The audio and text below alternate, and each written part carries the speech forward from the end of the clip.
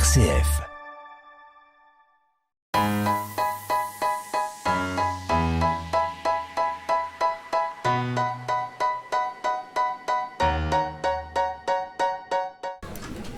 Bonjour à toutes et à tous. Nous sommes réunis aujourd'hui pour parler ensemble d'Europe avec cette question qui peut sembler bizarre. Comment apprend-on à devenir européen ? Tout près de la bouche. Voilà. Comment apprend-on à devenir européen ? Question qui peut sembler bizarre parce que ça veut dire qu'on apprend à devenir européen et qu'on ne l'est peut-être pas tout de suite. Et puis qu'il y a peut-être plusieurs façons de l'apprendre, plus ou moins efficaces, plus ou moins bonnes, sur dont on va discuter. Et donc on en discute avec deux invités que j'ai plaisir à présenter. D'une part, Sofia Fernandez, qui représente l'Institut Jacques Delors et l'Académie Notre Europe, donc qui travaille sur cette question de diffusion de l'idée européenne. Et d'autre part, Jolanta Kurska, qui a été présidente de la Fondation Geremek à Varsovie, grande figure européenne, et qui continue à être quelqu'un qui lutte pour l'idée d'Europe dans un pays, la Pologne, où c'est pas toujours évident.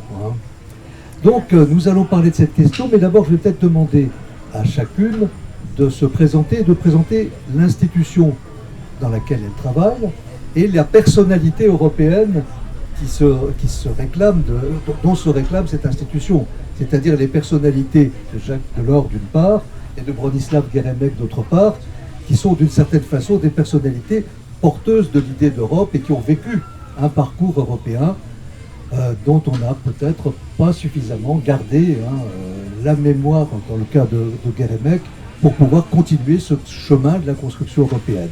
On va commencer, si vous le voulez bien, par Jacques Delors. J'ai eu la chance de rencontrer un tout petit peu, et qui est une personnalité majeure dans l'idée de construction européenne et dans la réalité de cette construction. Merci beaucoup. Bonjour à toutes et à tous. Comme vous venez de le dire, donc je suis Sofia Fernandez et donc je travaille à l'Institut Jacques Delors, qui est le think tank basé à Paris que Jacques Delors a créé quand il a quitté la présidence de la Commission européenne.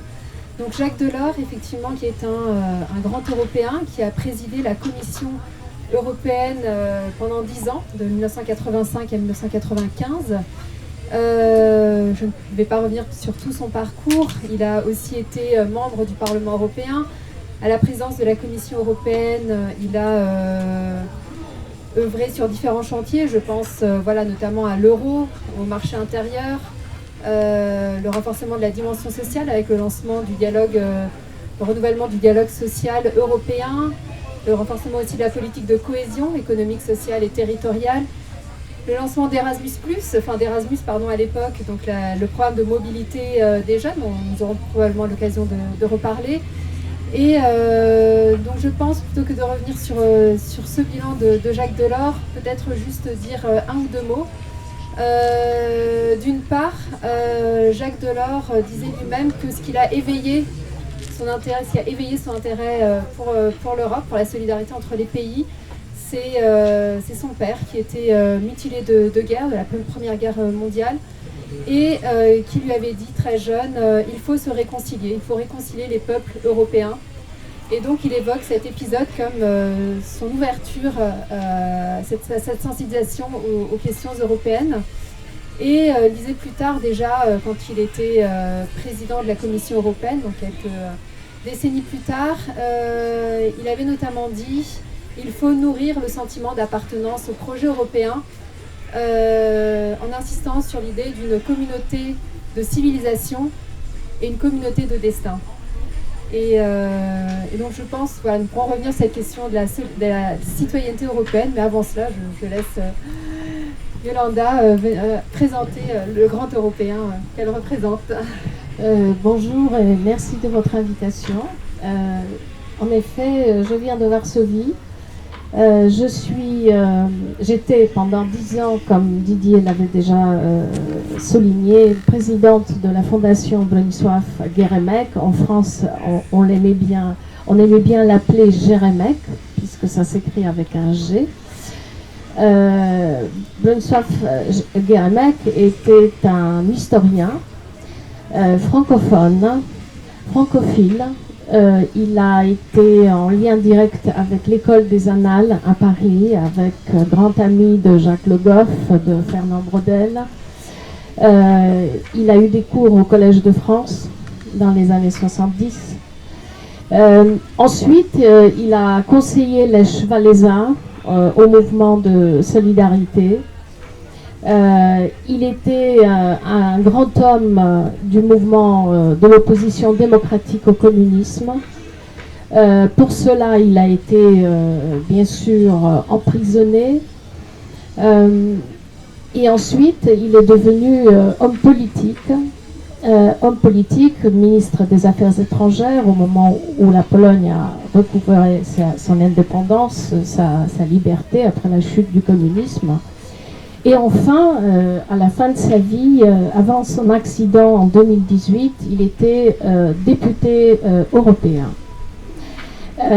Voilà brièvement sa biographie, mais je rajouterai encore que c'était un homme qui avait le sens du tragique de l'histoire, puisqu'il a échappé, il s'est échappé du ghetto de Varsovie, donc il était un rescapé de l'Holocauste. Et il avait une conviction très profonde européenne, je pense, du fait d'avoir vécu ce traumatisme, ce tragique de cette période-là. Il savait où conduisent les égoïsmes nationaux, où conduit le repli identitaire. Il savait pertinemment que seulement dans le cadre d'une Europe unifiée, on pouvait construire la paix en Europe. Et je pense qu'il s'inscrivait parfaitement dans cette pensée de grands hommes européens, des pères de l'Europe. Il était un des pères de l'Europe, pas comme bien sûr Monnet ou Schuman, puisqu'il était plus jeune, mais il est un des pères de l'Europe dans le sens où il s'est toujours battu comme avocat de la réconciliation des deux Europes séparées par le rideau de fer. Et il comprenait le sens de l'Europe. Il comprenait le sens de l'Europe. C'était profondément inscrit en lui-même comme une façon de subjuguer, de maîtriser, de domestiquer tous les nationalismes qui conduisent forcément aux rivalités nationales entre les nations européennes et malheureusement parfois aussi à la guerre. Voilà, brièvement sur Guéramec. Merci. Est-ce que je peux me permettre un petit rappel? Je vous en prie, monsieur. La préhistoire de l'Europe. Attendez, on va vous donner un micro. Hein. Au début des années 50, il y a eu une réunion presque secrète à Luxeuil, à l'école Saint-Colomban, qui était à l'époque un petit séminaire, avec Jean Monnet, avec Maurice Schuman, avec Monseigneur Roccalli qui était nonce, le futur pape Jean XXIII, et justement mais ils avaient fait ça presque en secret, je ne sais plus par crainte de quelle ingérence russe éventuelle, je ne sais plus très bien. Moi, j'ai été élève à partir de 55, mais c'était avant que j'arrive, juste avant que j'arrive. Donc là, c'était déjà constitué un noyau en faveur de l'Europe, quoi. Voilà. Absolument, ben, je crois que c'est vraiment les événements de l'après-Seconde Guerre mondiale qui ont accéléré l'idéal européen qui était déjà présent auparavant. Hein. Il y a là eu quelque chose qui était vraiment ce contexte de guerre qui a beaucoup marqué, vous l'avez dit, hein, la Première Guerre mondiale, la génération précédente Jacques Delors, et puis dans cette génération, la Seconde Guerre mondiale a eu un effet d'accélération du sentiment européen. Mais si on doit aujourd'hui faire un certain bilan, parce qu'on arrive à un moment de cette construction européenne, on doit peut-être nuancer plus qu'on l'aurait fait il y a quelques années le bilan de ce qui marche et de ce qui ne marche pas dans la construction européenne, parce qu'on voit qu'un certain nombre d'idées identitaires, exclusives, nationalistes, ont pu avoir du succès dans plusieurs cadres de pays européens, et d'ailleurs hors d'Europe aussi.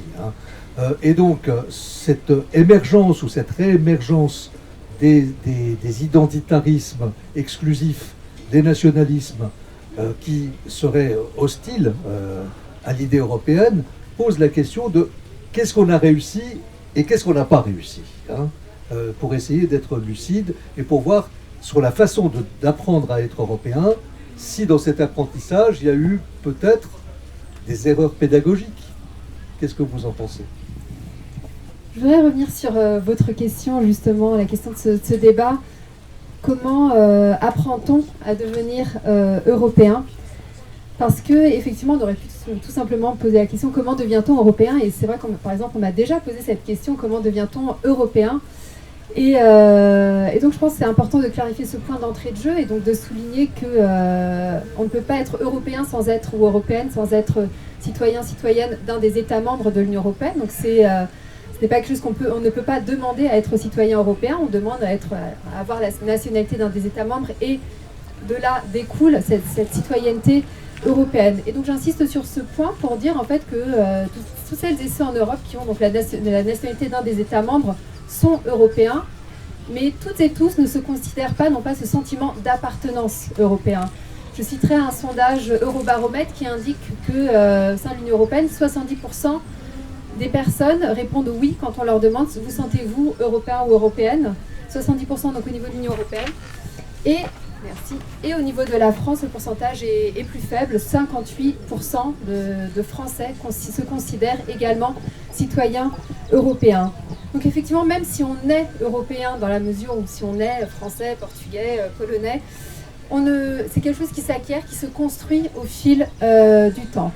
Et nous avons cité deux grands européens, et je voudrais citer aussi une européenne, une grande européenne, qu'on appelle la grand-mère de l'Europe, Louise Weiss. J'ai choisi Louise Weiss en fait parce qu'à l'Institut Jacques Delors, on propose un parcours de formation à la citoyenneté européenne pour les jeunes de 18 à 30 ans. Et la dernière promotion a choisi de se nommer la promotion Louise Weiss. Et donc je voudrais reprendre une citation de Louise Weiss qui disait en 1979 au Parlement européen, elle venait d'être élue députée européenne. Et elle a dit dans son discours à cette occasion, dans son premier discours au Parlement européen, j'essaie de retrouver ma citation, excusez-moi. Alors je ne retrouve plus ma femme, mais je vais la dire par cœur. Louise Weiss dit à cette occasion, les institutions européennes ont réussi, ont pu faire des betteraves, du vin, des cochons, voire même des cochons européens, mais elles n'ont pas fait de citoyens européens. Et elle présentait comme défi pour l'Union européenne de créer une identité européenne. C'était en 1979. Et je pense qu'aujourd'hui, je ne sais pas si on a beaucoup avancé par rapport à ce qui était la réalité en 1979, malheureusement. Et donc Louise Weiss insistait sur ce défi de construire l'identité européenne. Et des choses ont été faites depuis, beaucoup de choses. Donc la question est comment on peut devenir citoyen européen. Alors certains auront un environnement plus favorable que d'autres. Pourquoi ? Donc, dans quel sens ? C'est sûr aujourd'hui que quand on est déjà avec une binationalité ou même trinationalité, quand on est dans une famille où il y a des parents de différentes nationalités, quand on a des parents qui nous permettent de voyager petits, qui nous ouvrent à l'art, l'histoire, la littérature des autres pays européens, il y a naturellement un terrain plus favorable. Je donnerai par exemple mon propre exemple. Je suis portugaise, j'ai vécu entre la France et le Portugal. Il était peut-être plus facilement pour moi de m'ouvrir à l'Europe, d'être sensible à ce que l'Europe peut apporter. Mais même si certaines peuvent avoir un environnement plus favorable, ce n'est pas suffisant parce que il y a beaucoup de citoyens qui ont une double nationalité et ne se sentent pas forcément européens, vont se sentir français et allemand ou français et une autre nationalité, mais pas forcément européens. Donc il peut y avoir un environnement favorable, mais ce n'est pas suffisant en soi. Il faut qu'il y ait une curiosité, une envie d'apprendre, une envie d'aller vers les autres. Et naturellement, ça ne viendra pas forcément tout seul. Donc il y a un rôle important pour l'école, pour l'éducation. Nous avons fait, nous avons publié il y a quelques années à l'Institut Jacques Delors une étude, un rapport sur l'éducation aux questions européennes en France, un rapport de Thierry Chopin, conseiller à l'Institut Jacques Delors. Et dans ce rapport, il mettait en avant les limites qu'il peut y avoir encore.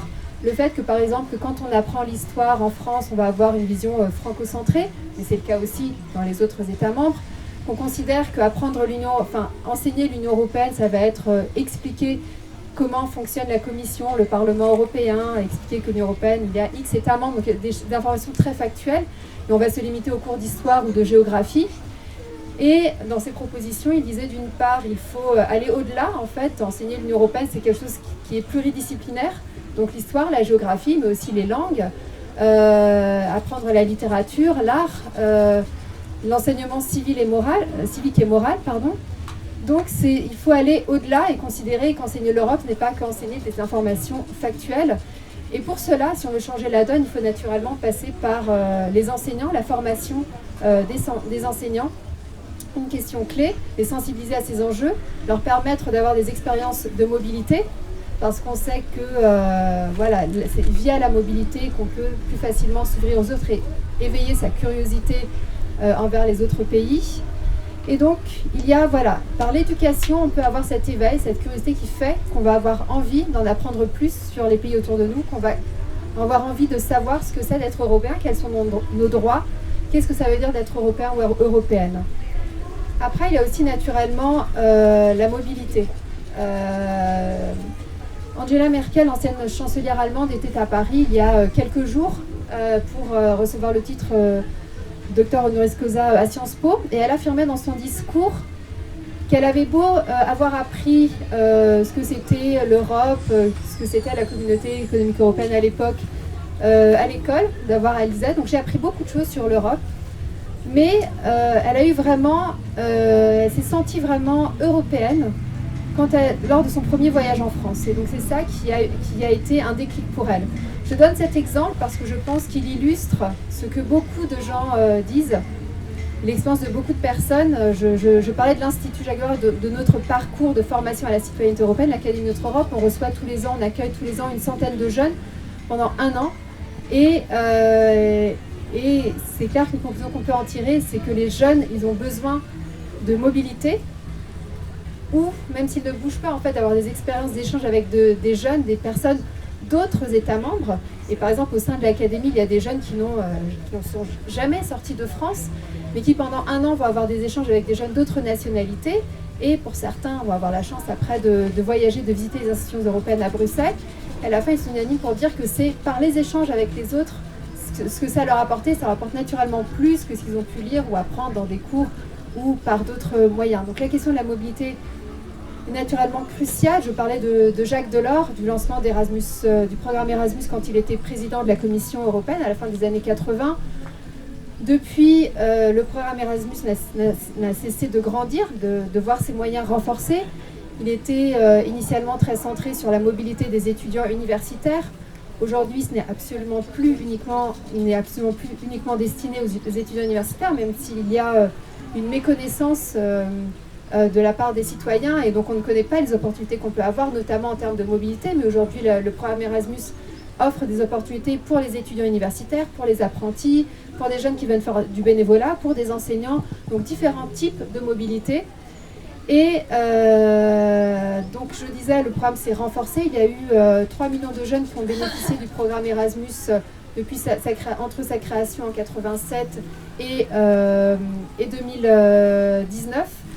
Et 2021, pardon, et sur l'actuel cadre financier, donc 2021-2027, l'objectif est de doubler, donc de faire 3 millions en 7 ans. Donc il y a vraiment un renforcement des moyens, le budget Erasmus a doublé. Encore faut-il que les jeunes se saisissent de ces occasions. Il y a un objectif, le président français Emmanuel Macron a fixé l'objectif que chaque jeune, avant ses 25 ans, ait l'opportunité d'avoir fait une mobilité de 6 mois dans un autre pays. Alors c'est une belle intention, on sait qu'on est encore très loin de cette réalité.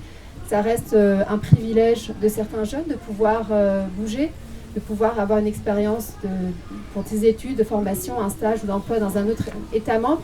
Mais c'est quelque chose naturellement à développer parce que je pense que ça apporte beaucoup.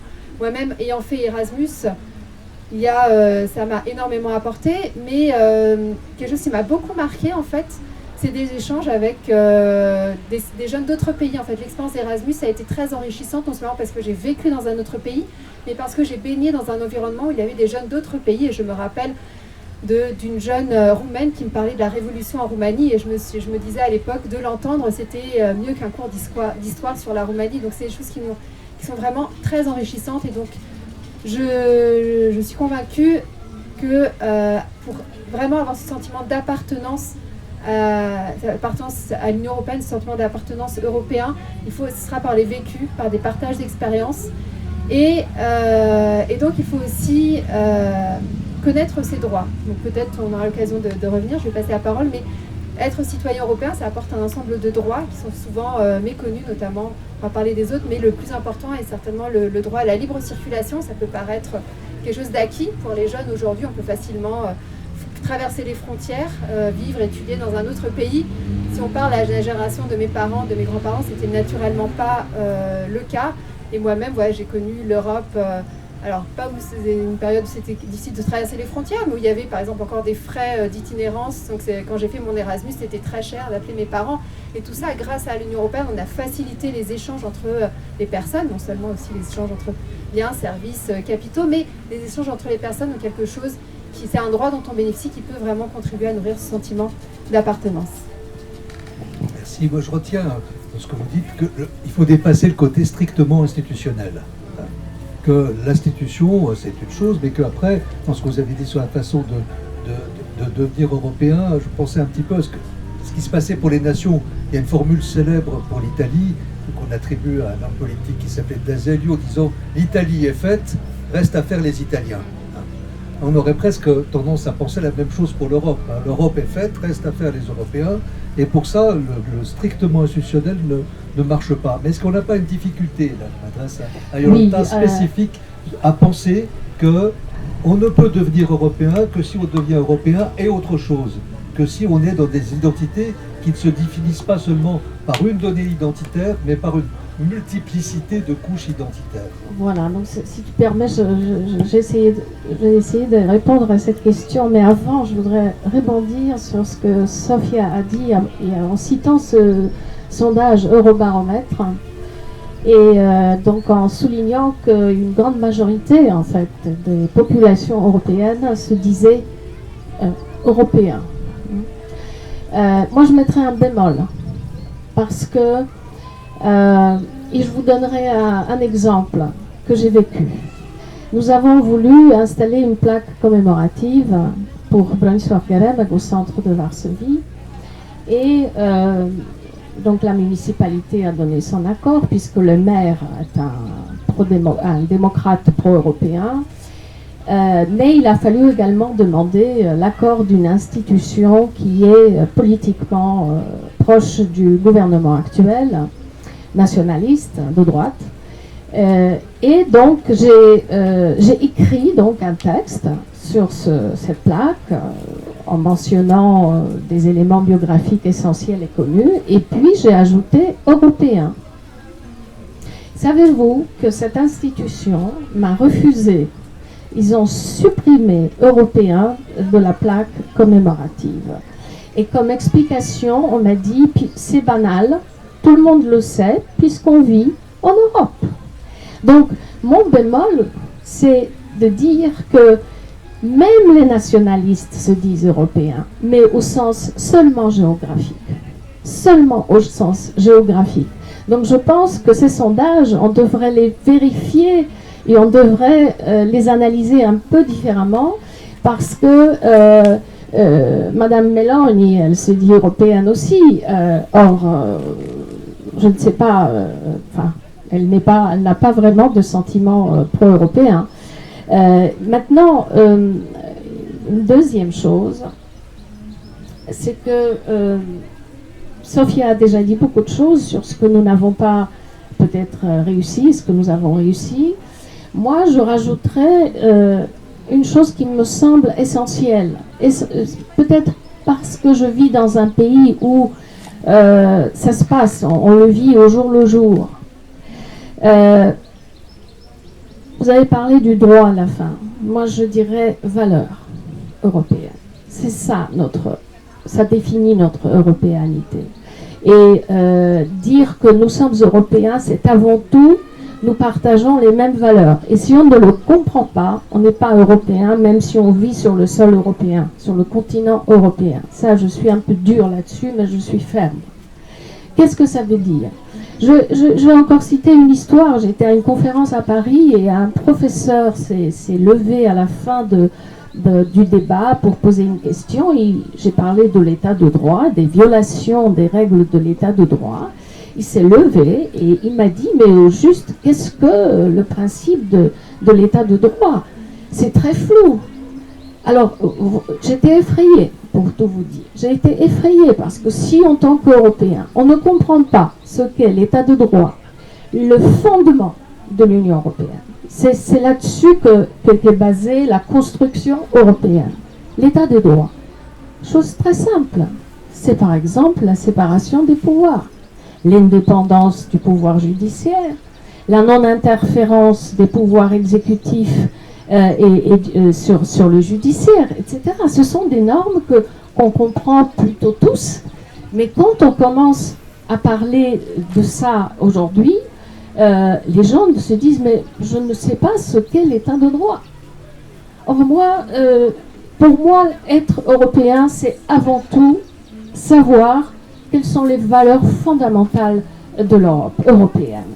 Sur quoi nous avons construit l'Union européenne. Et pourquoi nos pères se sont battus pendant la Seconde Guerre mondiale et ensuite se sont battus pour faire tomber le communisme.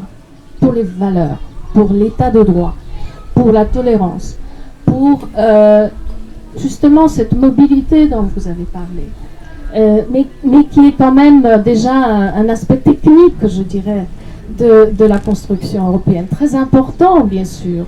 Mais si on ne respecte pas les valeurs, eh bien, on n'est pas européen, même si on vit sur le sol de l'Europe. Excusez-moi, mais je suis ferme là-dessus. Et le gouvernement actuel en Pologne n'est pas pro-européen parce qu'il ne respecte pas les valeurs européennes. Il les viole ouvertement. Voilà. Maintenant, cette question des identités. Est-ce que je peux te poser une question sur le fait que ces valeurs qui fondent cette communauté européenne, elles ont quelque chose qui doit être universel. On ne peut pas refuser ces droits fondamentaux à des extra-européens. Donc l'Europe est condamnée en quelque sorte à avoir une diplomatie active sur la défense de ses droits, y compris hors d'Europe. Bien sûr, je pense que c'est quelque chose qui se fait, même si nous n'arrivons pas au sein de l'Union européenne à faire respecter le droit européen. C'est qu'il y a déjà un problème chez nous. Vous savez, depuis 2018, et chez les Hongrois, c'est encore plus, je dirais, plus long, on se bat contre ces violations. L'Union européenne, bien sûr, elle réagit parce qu'elle ne s'était pas construite en imaginant qu'un jour on aurait affaire à ce type de situation. Et pas seulement dans les deux pays que je viens de citer, parce que malheureusement, c'est une vague, c'est une déferlante qui prend de l'ampleur dans beaucoup de pays, y compris en France. Je le regarde avec effroi. Donc, on n'a pas... bien sûr qu'on doit penser aussi à l'extra-Europe, mais nous n'arrivons pas à juguler, à maîtriser la situation chez nous. Et maintenant, il y a eu des débats interminables. Est-ce qu'il faut imposer le principe de conditionnalité des fonds quand un État ne respecte pas le droit européen? Et oui, c'est le seul moyen aujourd'hui qu'on a. Si on veut que l'Union européenne survive, il faut se mettre en place. Ce principe, il est déjà mis en place, heureusement. Mais on a pris énormément de temps. Et pendant ce temps, les équipes au pouvoir nationalistes, où qu'elles soient, détruisent la démocratie, détruisent les principes de l'état de droit, détruisent la séparation des pouvoirs, détruisent l'éducation et détruisent les gens aussi, qui sont contre tout simplement. Parce que la machine je dirais, persécutions, est-ce qu'il commence à avoir les premiers procès contre les gens qui manifestent dans la rue, contre les femmes qui se rebellent contre l'interdiction de l'IVG, etc. Et c'est vrai que bon, il y a des réactions, mais c'est très long. Donc faisons d'abord le ménage au sein de l'Union européenne avant de penser à se lancer dans une aventure, je dirais ailleurs, même si bien sûr ce travail doit être fait parallèlement. Et sur la question des identités multiples. Alors des identités multiples, ça c'est tellement, je dirais, évident puisque nous vivons tous avec des identités multiples. Et cette extraordinaire construction qu'est l'Union européenne qui a été faite selon le slogan « L'unité dans la diversité », j'aime beaucoup cette phrase, parce que nous sommes tous individuellement porteurs des identités multiples. Il ne faut surtout pas croire ce que disent les nationalistes, qu'il y a en nous seulement du sang blanc ou seulement en nous du sang français, polonais, juif, que sais-je. C'est de la très mauvaise littérature.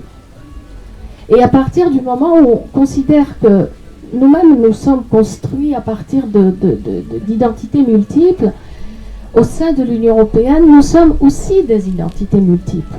Et c'est au sein de cette diversité que nous devons trouver, et que nous trouvons déjà, que ce soit dans le domaine économique, que ce soit dans le domaine social, dont vous avez parlé, dans le domaine culturel, encore que là, je trouve que pas assez. Dans le domaine de l'éducation, il se fait beaucoup de choses. Vous avez cité Erasmus, mais il y a beaucoup d'échanges aussi qui se font. Et c'est excellent parce que ça nous ramène à quoi? Ça nous ramène à dire que quand on parle avec des jeunes aujourd'hui, et quand on leur parle de est-ce que tu es européen ou est-ce que tu es membre de l'Union européenne, qu'est-ce que tu en penses? Il dit mais moi l'Europe, moi je l'arrête. Enfin ils respirent l'Europe. Ils respirent l'Europe. Pour eux, l'Europe, c'est justement aller voyager. Ils parlent plusieurs langues, ils étudient à l'étranger, ils rencontrent leurs collègues venus d'autres pays européens qui étudient à l'université de Varsovie, que je suis, d'où est-ce que je travaille maintenant à l'université de Varsovie, j'y enseigne. Et donc, pour les jeunes, c'est quelque chose qui est rentré presque dans leur sang, ils le respirent. Et quand on leur dit, vous savez, c'est menacé parce que les nationalistes tiennent aujourd'hui un discours identitaire et ils repoussent sur l'Union européenne tous les mots comme si elle était responsable de tous nos mots locaux. Et c'est vrai que, bon, malheureusement, ce discours a quelques échos aussi auprès des jeunes, mais je dirais que la grande majorité, c'est ce qu'être européen. Ça oui. Donc cette identité, et surtout le discours nationaliste qui nous parle de la pure souche des Français, de pure souche des Polonais, de pure souche, ce sont vraiment, pardonnez-moi le mot, des bobards. Un des points sur lesquels parfois des Européens de très bonne foi s'interrogent, c'est le rythme différent qui a été pris dans la construction européenne entre les questions économiques, les questions d'échange des biens, des produits, et les questions sociales, de droits dans la société, de droits de salaire, sur lesquels l'Europe serait un petit peu en retard. Qu'est-ce que vous leur répondez?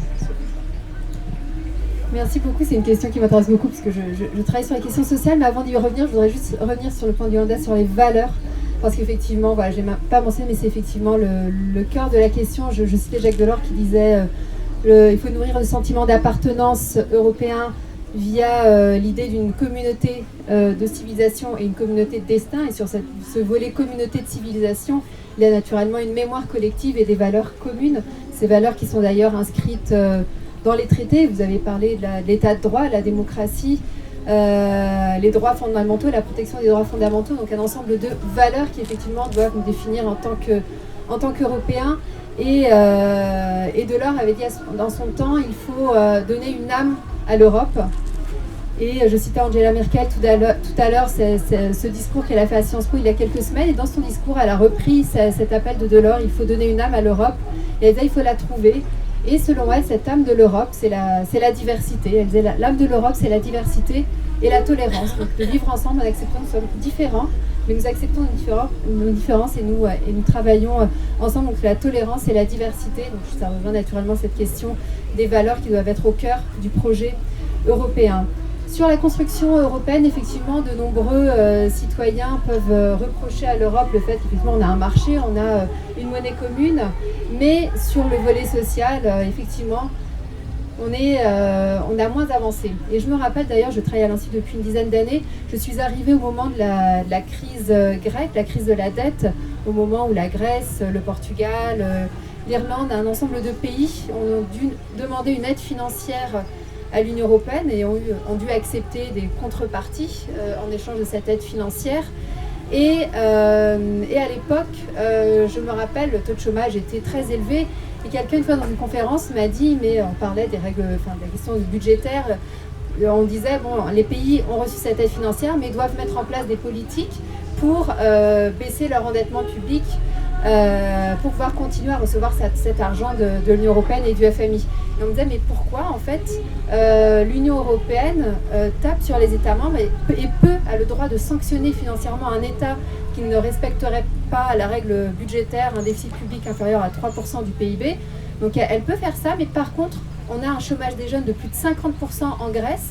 Et là, l'Union européenne dit, ne fait pas grand-chose, elle dit simplement, il faut adopter des mesures. Donc c'est plutôt des recommandations, mais on ne dit pas, on ne contraint pas la Grèce à agir pour répondre à ce problème très grave de chômage des jeunes.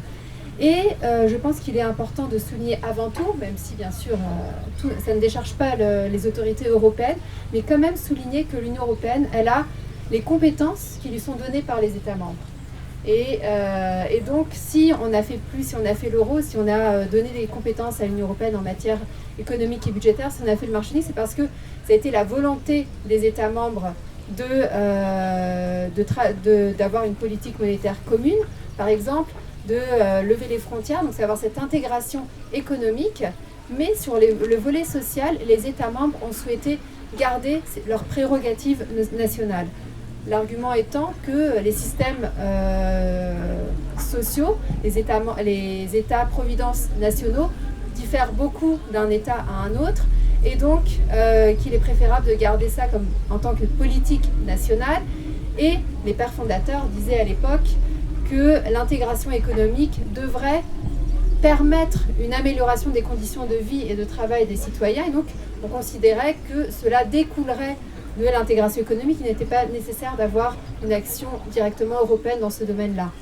Au fil de l'intégration européenne, on s'est rendu compte qu'effectivement, ce n'était pas ainsi et qu'il fallait avoir une politique sociale. Donc, c'est un des domaines où l'action de Jacques Delors a été très importante, renforcer la dimension sociale du projet européen. Pour lui, ça allait de pair, mais par exemple, il n'a pas pu aller au bout de ce qu'il souhaitait, parce que la Commission européenne peut proposer des choses, mais in fine, ce sont les États membres qui valident ou pas. Ce sont les États membres qui doivent à l'unanimité adopter les traités et maintenant accepter une modification des traités.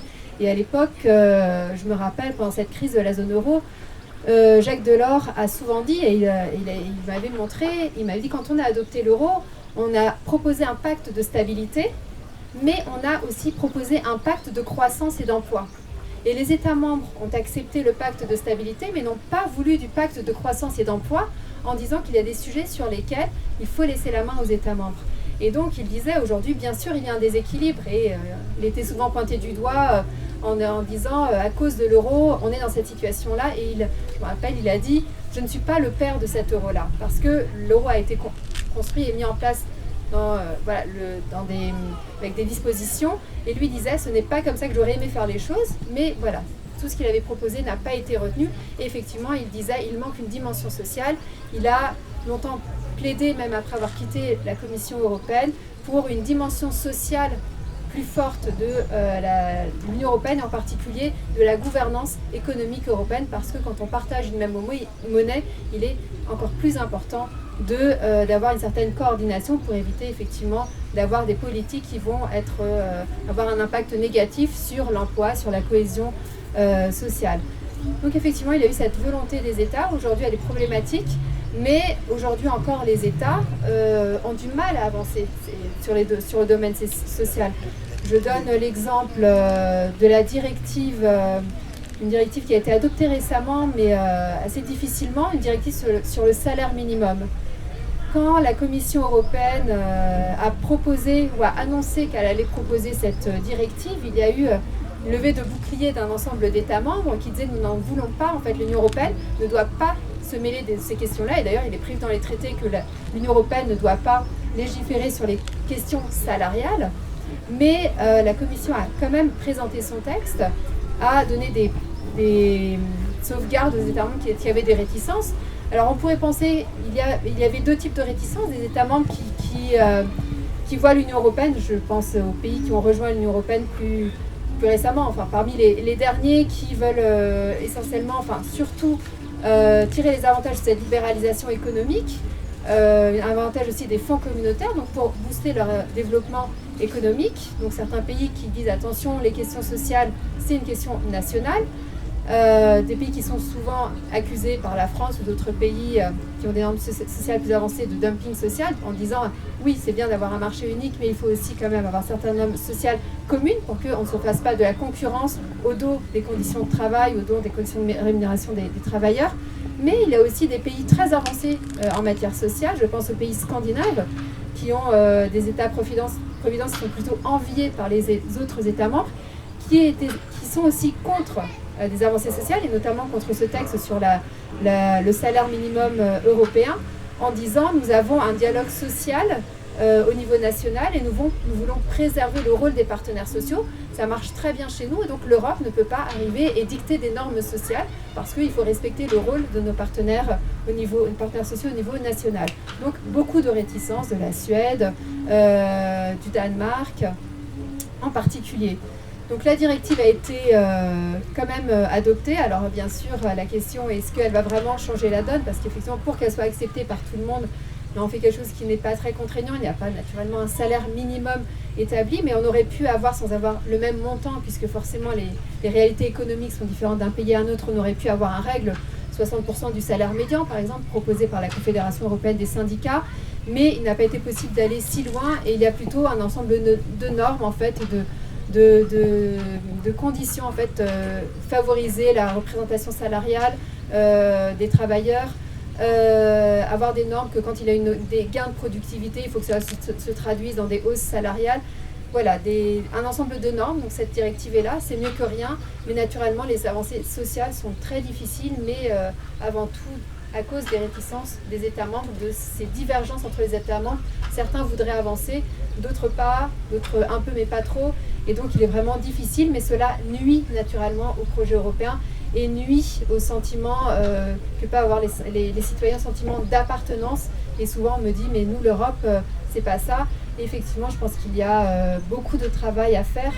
L'ancien président de la Commission européenne, Jean-Claude Juncker, avait essayé de remettre les questions sociales au cœur de l'agenda européen en faisant adopter un socle européen des droits sociaux qui prévoit 20 droits et principes dont doivent jouir tous les citoyens en Europe, notamment le droit à un travail permettant d'avoir un salaire décent, le droit à la formation tout au long de la vie, un ensemble de droits et principes, mais c'est un outil qui est non contraignant. C'est-à-dire que si les États membres ne le respectent pas, il ne peut pas y avoir, ne peut pas saisir la Cour de justice.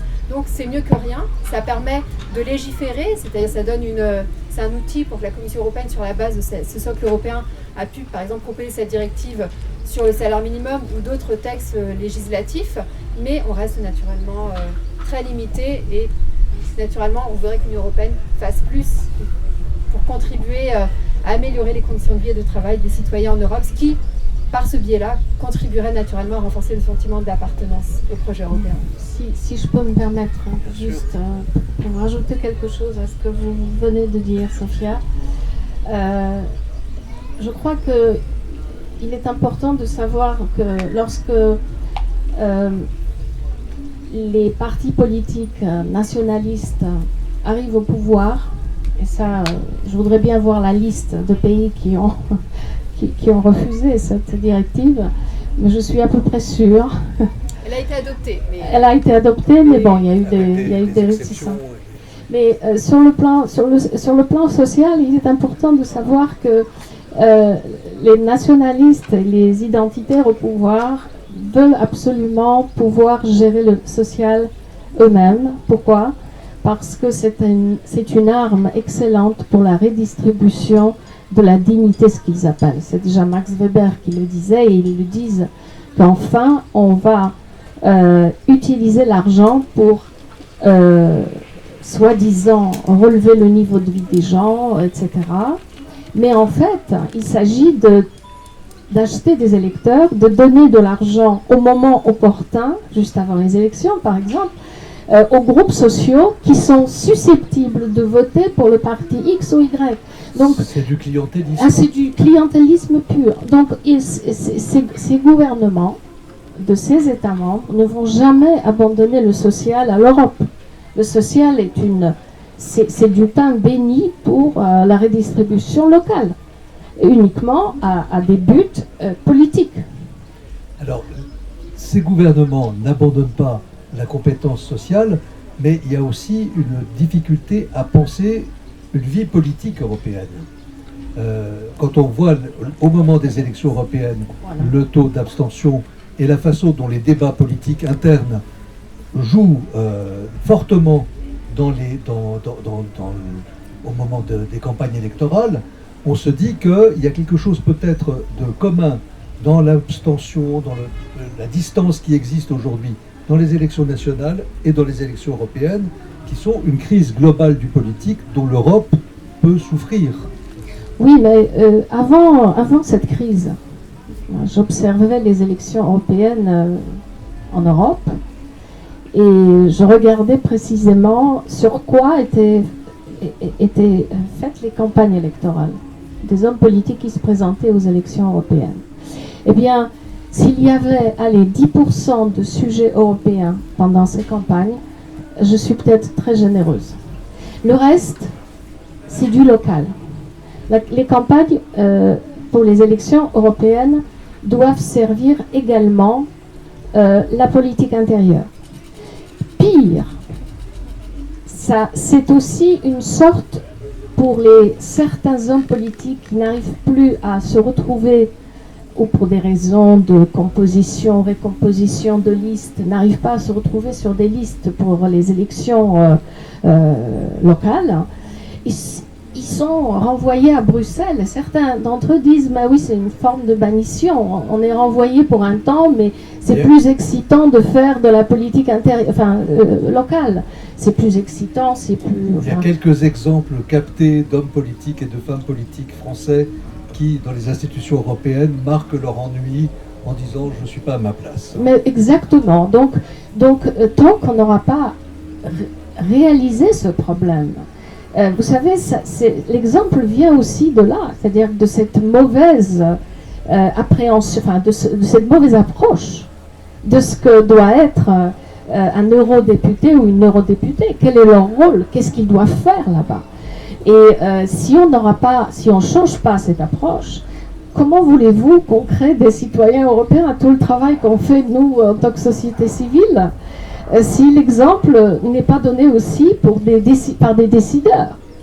Je ne sais pas ce qu'il faudrait faire. Peut-être qu'il faudrait faire, justement, on en a parlé avant le débat, ces listes communes, ou en faire une sorte de liste mixte, une nationale et une européenne, une pan-européenne, avec des candidats. Ça a été évoqué déjà dans le passé, mais bon, c'est tombé à l'eau parce que, évidemment, les partis politiques locaux ne veulent pas abandonner le nombre de mandats qu'ils peuvent avoir pour servir leurs femmes et hommes politiques, souvent extrêmement médiocres, hélas. Peut-être des gens souhaitent-ils poser des questions ou intervenir? J'ai une question par rapport aux langues. Vous disiez que les étudiants parlaient plusieurs langues, mais est-ce qu'il n'y a pas une tendance à utiliser presque universellement l'anglais, qui me semble quelque chose d'appauvrissant? J'ai fréquenté la Grèce pendant mes vacances de 84 pendant plus de 20 ans. Je m'étais mis au grec d'aujourd'hui. Je ne sais plus très bien parler le grec ancien, mais voilà, ça me semblait naturel pour rentrer en contact avec les gens. Les langues ont chacune les mots ont des compétences différentes d'une langue à l'autre, l'usage des temps, etc. Enfin, Et ça, pour moi, c'est quelque chose d'essentiel. Et moi, j'ai peur de cet appauvrissement-là, quoi. Et par rapport à la Grèce, une autre remarque. Donc, à partir de 84, où j'ai fréquenté la Grèce, Jacques Delors, c'était quasiment un dieu. Fond de l'or partout, etc. Et à qui ça profite au bout du compte? Mitsotakis et tous les gens de droite, quoi.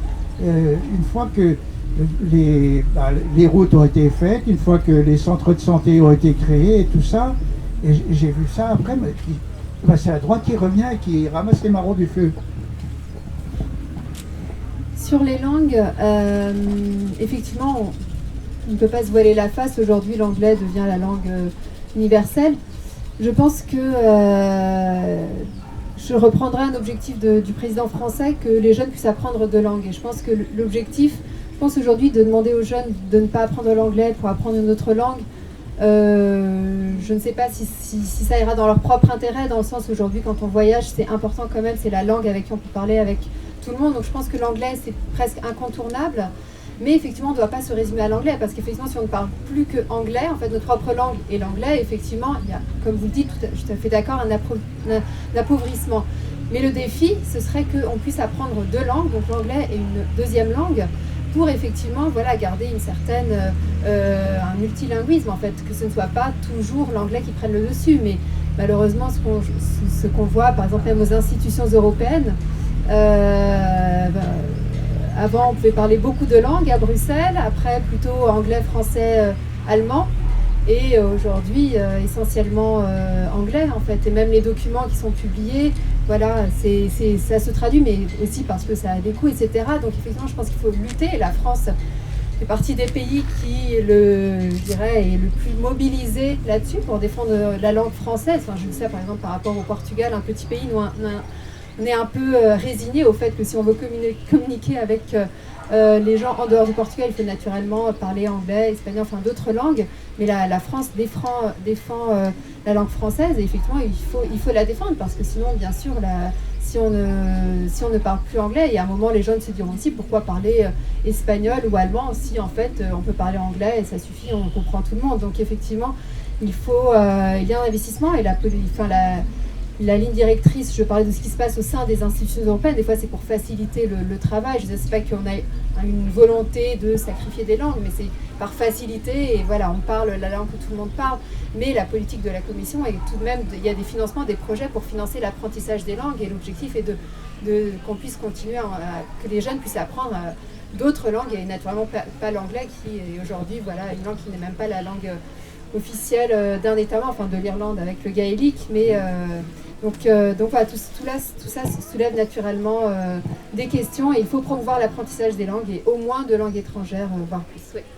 On a peut-être raté une occasion avec le Brexit d'imposer le gaélique comme langue commune. Ça aurait été assez amusant. Hein. Mais c'est vrai que ça serait intéressant de donner les moyens économiques de traduction systématique. Et je vois quand il y a des rencontres, par exemple franco-allemandes de chercheurs, malheureusement, très souvent, même quand on essaie de parler allemand, des collègues allemands disent on passe à l'anglais, ça sera plus simple. Hein. Ça va pour les techniques. Oui, mais dès qu'on essaie de réfléchir dans les... Absolument. Madame. Je voudrais simplement revenir, vous avez parlé de la politique de la France concernant la défense de notre belle langue et sa promotion. Je voudrais quand même attirer l'attention sur le fait de la destruction de l'enseignement des langues dans nos établissements et de la promotion de l'anglais.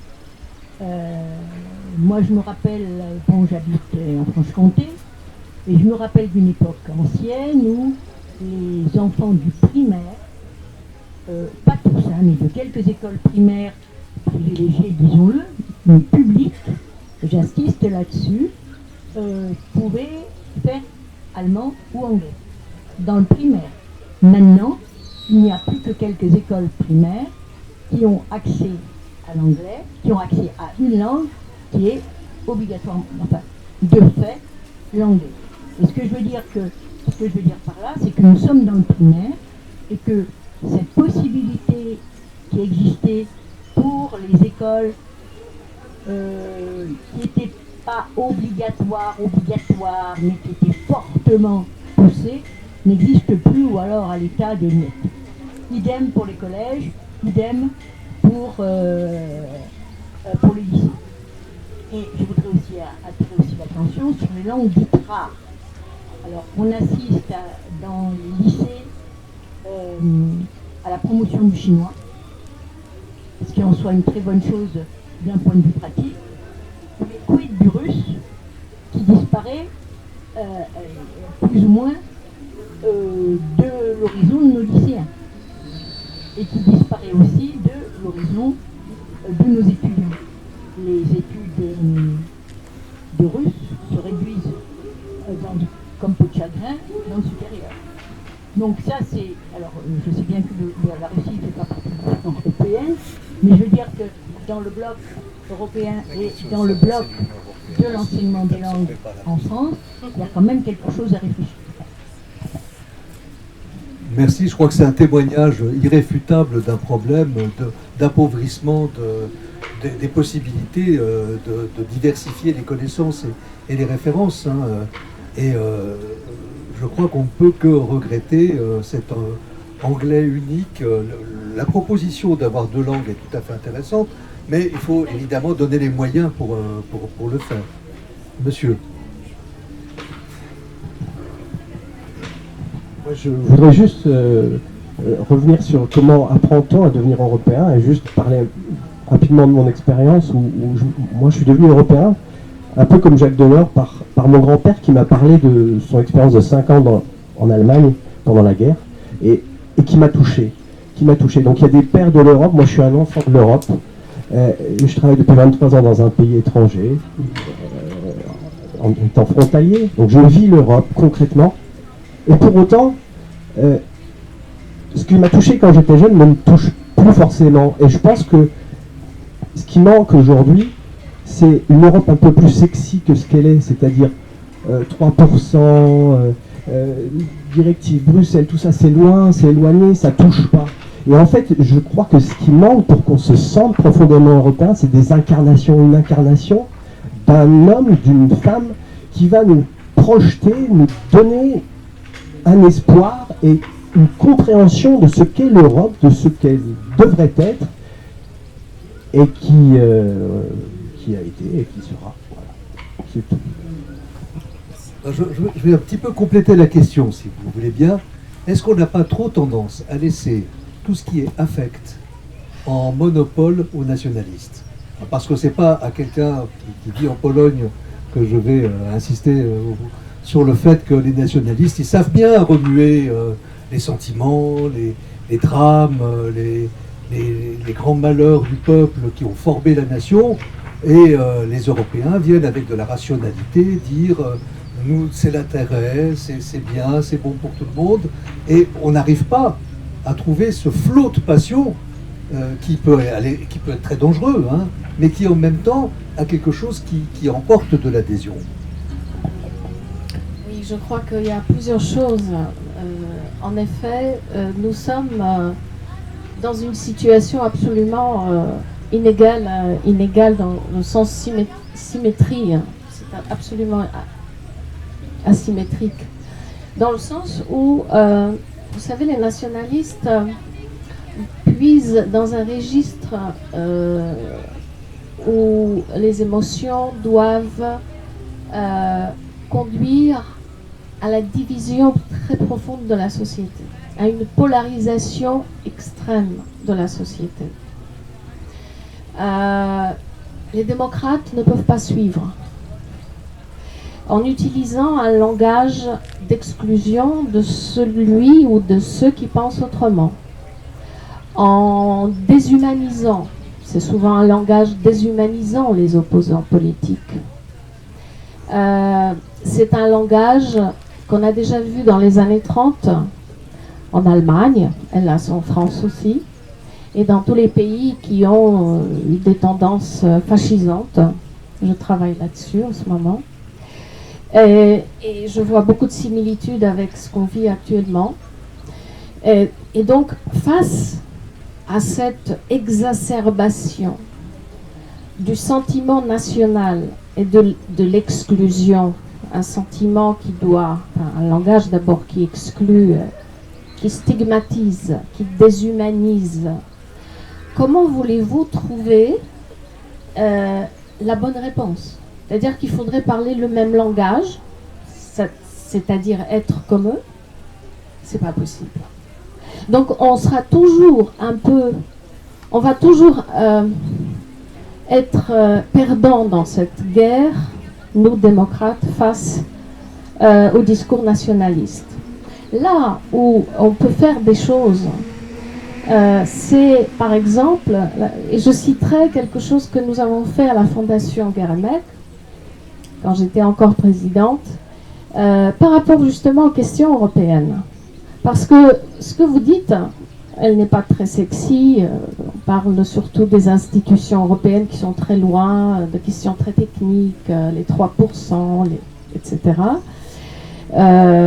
Ça intéresse certains et ça fâche les autres. Et on s'était dit que finalement, ce qui était peut-être pas mal, c'est de montrer aux jeunes, à travers des films très courts, justement par les émotions, ce qu'est l'Europe. Ce que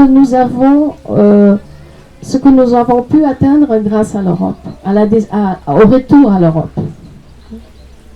Et nous avons réalisé un film, et l'écran a été coupé en deux, où nous avons montré des images venant de différents secteurs de la vie des citoyens et de la vie politique aussi. Et nous les avons comparés avec les mêmes aspects de la vie quotidienne aujourd'hui. Et c'était très très fort. C'était très très fort parce que en leur montrant par exemple le mur de Berlin, la chute du mur de Berlin, la dureté de la vie quotidienne sous le communisme, les oppressions, et puis maintenant la vie depuis que nous sommes une démocratie et depuis que nous sommes dans l'Union européenne, comment nous avons réussi à faire des choses assez extraordinaires dans beaucoup de domaines de la vie. Et ça leur parlait énormément. Nous avons voyagé à travers tout le pays avec ces films et rencontré des jeunes. Et je peux vous dire qu'ils étaient frappés parce que pour eux, le communisme, c'est comme un peu la Révolution française. C'est quelque chose qui, je sais pas moi, la Grèce antique. Souvent, dans les écoles, l'histoire contemporaine, ils s'arrêtent à la Deuxième Guerre mondiale. Et puis, ils n'étudient plus les années après la Seconde Guerre mondiale, ou très peu. Donc, s'ils n'ont pas d'éducation par leur famille, forcément, ils ne savent pas ce que la vie était avant la chute du communisme. Et ça leur parlait énormément. Mais je vous assure que nous sommes allés très loin dans les motifs. Et c'était vraiment ce qu'il fallait faire. Concurrencer avec les nationalistes dans le discours, je ne suis pas sûre que ce soit une bonne solution. Je crois qu'il y a des choses qui vont dans le sens d'un partage d'expériences historiques communes qui peut très fort émouvoir, qui peut très fort attirer ce côté affectif. Hein. Je pense à un discours qu'on peut trouver facilement sur Internet qui va tout à fait dans ce sens. C'est un discours de Gueremec. Gueremec, au Parlement européen, parle du coup d'État franquiste, de la guerre d'Espagne, en disant que c'est un épisode qu'il ne faut pas oublier. Sachant qui est Gueremec, sachant ce qu'il a vécu en Pologne, sachant ce qu'il a vécu dans le ghetto de Varsovie et ensuite comme opposant au régime communiste, c'est extrêmement fort de voir qu'il se sent là une communauté de destin avec un pays, l'Espagne, qui a subi une autre dictature dans un autre sens et qui s'en sort vers la démocratie. Et là, il y a quelque chose qui ne va pas dans le sens du réveil des nationalismes comme passion, mais de quelque chose où le partage d'expériences historiques peut avoir quelque chose de sexy, comme vous dites. Juste une chose, c'est que je suis tout à fait d'accord. On a beaucoup de discours, de très bons textes, de très bons livres, de très bons films, on a tout ça. Simplement, ce qu'on doit avoir en tête, c'est que tout le monde n'a pas accès à cela. Et le plus grand problème, c'est d'accéder d'arriver à ces gens-là, à ceux qui n'ont pas forcément tendance ou envie ou qui ne cherchent pas par eux-mêmes. Et c'est à ces gens-là qu'il faut arriver. Et c'est toujours le plus difficile parce que c'est l'électorat en général des partis populistes, national-populistes, hélas. Je crois que Madame voulait poser une question. Oui. C'était juste une remarque. C'était une remarque sur le rôle de la culture. La culture a été évoquée plusieurs fois. Et ce qui m'étonne, c'est que bien sûr, on a l'hymne européen, mais il manque, alors il y a le festival, il manque de réalisations communes européennes. Alors évidemment, il y a Erasmus, où il y a des ateliers en tout genre, théâtre en tout genre, mais vous voyez, par rapport au Festival d'Avignon, où beaucoup d'Europe, qui devient un festival mondial du théâtre, où il y a des pays européens qui sont représentés, il n'y a pas l'équivalent quelque part, pourquoi pas à Avignon, mais ça c'est pas le problème, où il y ait un festival européen. Il y a quelque chose qui ressemble avec, en octobre, à Paris, le titre exact m'échappe, mais enfin voilà. Et je trouve que des manifestations un peu qui soient européennes, avec contribution de toute forme d'art, pourrait apporter un élément de sexisme. Oui. Et Madame, oui, je suis d'accord avec vous et je dirais juste qu'à part ces aspects-là, il y a l'histoire du drapeau européen. Réfléchissez en votre âme et conscience. Est-ce que c'est quelque chose qui vous est naturel? Moi, je me suis bagarrée avec plusieurs ONG pour que ce soit une obligation. Nous avons recueilli plus de 200 000 signatures pour qu'il y ait une loi qui passe au Parlement. Pour que ce soit une obligation que sur tous les bâtiments publics, les écoles, les événements, il y ait un drapeau européen à côté du drapeau national. Eh bien, bon, ça n'a pas marché parce que la composition du Parlement actuel en Pologne est telle que l'arithmétique ne le permet pas. Mais même en France, il y a eu des polémiques autour du drapeau européen. Je ne sais plus quel homme politique voulait le faire sortir du Parlement. Je sais que c'est un bon usage, ce n'est pas une obligation. Or, pour moi, ça devrait l'être. Ça fait partie justement de ces moyens d'apprentissage et, je dirais, pour intégrer l'Europe. C'est notre drapeau. Il y a un autre plan qui n'a pas été évoqué, c'est le plan des religions. Dans une conférence récemment de Jean-François Colosimo à Nancy, à l'Espace Ada, il évoquait ce partage depuis des siècles et des siècles, depuis le concile de... C'était le concile qui a conclu la séparation entre les orthodoxes et les... Non, c'est au XIe siècle. Oui, voilà. Moi, je suis pas un historien, mais donc qui fait qu'il y a un partage quasi vertical depuis les pays baltes jusqu'au sud, quoi, entre orthodoxes et que Poutine a bien utilisé là, à propos de la guerre en Ukraine en relançant des trucs complètement déments.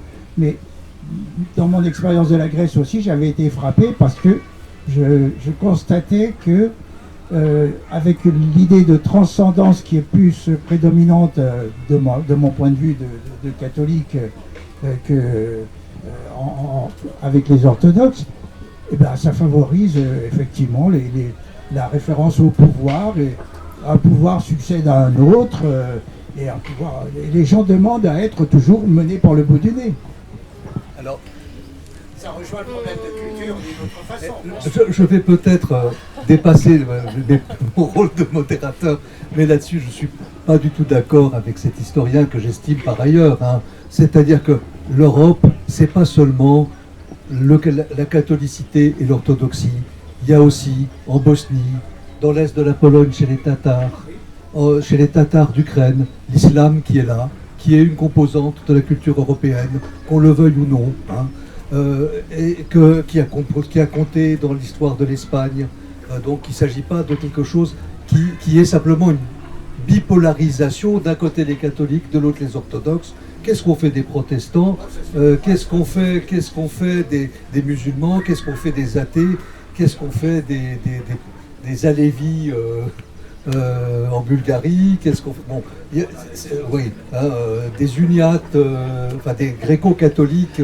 C'est pas possible d'avoir cette bipolarisation d'une Europe qui peut plus naturellement aller vers le progrès et vers l'autre qui est condamnée à avoir l'autocrate obligatoire. Enfin, on l'espère pas pour l'évolution des peuples qui sont soumis à ça. Donc, cette bipolarisation de l'Europe, voilà, hein, je crois que c'est dangereux. Hein. Je voudrais revenir aussi sur ce que vous avez dit sur l'Europe n'est pas sexy et il manque des figures inspirantes. Sur ce deuxième point, je suis tout à fait d'accord avec vous et effectivement, ça revient souvent. L'idée aujourd'hui, il n'y a plus de grandes personnalités européennes qui puissent inspirer, comme on a eu dans le passé les pères fondateurs, Simone Veil, Louis Weiss, Jacques Delors, des personnalités comme ça. Aujourd'hui, ça manque. Je pense une des raisons, peut-être l'Union européenne est plus diverse aujourd'hui qu'elle ne l'était à cette époque-là. Et 27 États membres, il faut composer, faire des compromis. Et donc, je ne sais pas quelle est la raison, mais effectivement, aujourd'hui, ça fait défaut. Sur le deuxième point, l'Europe n'est pas sexy. Je voudrais m'attarder là-dessus juste pour dire, en fait, il y a ce que fait l'Europe et il y a ce que les citoyens voient que l'Europe a fait, en fait, ou ce que l'Europe fait. Et je pense qu'il y a une responsabilité des médias et des politiques nationaux. Parce que, en fait, il y a beaucoup de... L'Union européenne fait énormément de choses. Donc, on parlait des règles budgétaires, enfin, tout ce qui n'est pas sexy, en fait, tout ce qui est les contraintes. Les dirigeants nationaux, et notamment en France, alors je pense réellement aujourd'hui que ça ne l'a été dans le passé, mais quand quelque chose va mal, quand quelque chose, voilà, s'il faut réduire le budget, on va dire c'est à cause de l'Europe, il faudrait respecter la règle budgétaire. Quelque chose va mal, c'est la faute à l'Europe. Mais quand il y a quelque chose de bien qui est fait en France avec des financements européens, on ne dit pas c'est grâce à l'Europe qu'on peut faire ça. Je pense à un exemple tout pratique, je parlais du chômage des jeunes. À l'époque, en 2012, l'Union européenne s'est fortement mobilisée pour aider à lutter contre le chômage des jeunes qui était élevé, surtout dans les pays de la Méditerranée, mais aussi, enfin, les pays d'Europe du Sud, mais aussi en France. Donc il y a eu une initiative qui a été mise en place, la garantie pour la jeunesse, des financements pour aider les jeunes à avoir accès à la formation, à des études, à un emploi. Ça a été mis en France, la garantie jeune, mais dans la communication, jamais on a dit que c'est une initiative européenne avec des financements européens. Donc ce que je veux dire, c'est juste pour donner un exemple. Ce qui est positif, on ne dit pas forcément que c'est de l'Europe, c'est grâce à l'Europe. Ce qui est négatif, par contre, on va dire, et des fois c'est même pas la faute de l'Europe, mais les décideurs n'hésitent pas à pointer du doigt l'Union européenne. Et donc forcément, ça ne nourrit pas effectivement l'image positive que les citoyens peuvent avoir de l'Union européenne. Et je parlais aussi des médias parce que l'Union européenne fait plein de choses et il y a des choses qui passent complètement inaperçues en fait. Et je voulais juste donner un exemple. Est-ce que vous savez, est-ce que quelqu'un sait ici, l'année, tous les ans, il y a l'année européenne de quelque chose. Est-ce que quelqu'un sait, c'est l'année européenne de quoi cette année? Donc c'est un sujet qui est mis en haut de l'agenda européen. Donc voilà, ça ne me surprend pas parce que c'est comme ça. Voilà, merci. Mais... la jeunesse. Merci beaucoup. Donc voilà, une personne, mais c'est complètement illustratif en fait. Vous ne savez pas, comme certainement 90-95% ne savent pas, que c'est l'année européenne des compétences. L'année dernière, l'année européenne de la jeunesse. Donc cette année, il y a énormément d'initiatives qui sont menées au niveau européen, au niveau national, pour promouvoir l'accès à la formation tout au long de la vie, le développement des compétences techniques, des compétences, ça s'appelle les soft skills, parce que dans le cadre de la transition numérique et verte, il y a des défis à relever, il y a des emplois qui vont disparaître, des emplois qui vont être créés, qui vont être revus, l'impact de l'intelligence artificielle. Donc il y a un grand défi de garantir que les citoyens, les travailleurs se forment tout au long de leur vie. C'est une priorité dans l'agenda européen, mais on n'en parle absolument pas en France. C'est un exemple, il y en aurait énormément d'autres, juste pour dire en fait que aussi l'attention des médias va sur certains sujets plus que sur d'autres. Et donc, voilà, ce que je voulais dire, c'est l'Union européenne fait beaucoup de choses et effectivement, si elle n'est pas sexy, c'est pas parce qu'elle ne fait rien de sexy, rien d'intéressant. Ce mois-ci, à l'Institut Jacques Delors, on a publié une infographie sur l'Europe et le cinéma. Donc le projet les projets européens qui financent les festivals à travers l'Europe. Donc on a parlé du cinéma, on aurait pu parler d'autres, la culture sous d'autres volets. Donc il y a énormément d'initiatives, mais on n'en parle pas, vraiment très peu, et donc effectivement ça ne contribue pas à dorer l'image de l'Union européenne. Oui, alors pour rebondir à cela, je prendrai encore un autre exemple pour finir, c'est la dimension internationale. Vous savez, si il n'y avait pas eu l'Union européenne, je pense que Poutine et sa guerre en Ukraine, on n'en serait pas là. Parce que il tient compte quand même de la puissance de l'Union européenne. On dit souvent, l'Union européenne n'est pas ceci, n'est pas cela. C'est pour ajouter encore un élément à ce que vous venez de dire. Vous savez, quand on voit, quand on observe et on étudie la façon et la quantité d'argent que le Kremlin met et le soutien qu'il apporte aux mouvements anti-européens d'extrême droite, que ce soit aujourd'hui en Pologne ou dans d'autres pays limitrophes, pour déstabiliser l'Union européenne, c'est effarant. Pourquoi? Parce que justement, ensemble, nous sommes plus forts. Si nous étions juste des pays séparés, croyez-moi, on n'en serait pas là aujourd'hui. Voilà, il faut tenir compte de cette dimension. Je devais faire une conclusion, mais je crois qu'elle est faite.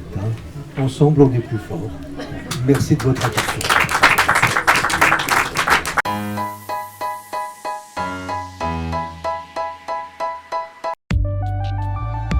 RCF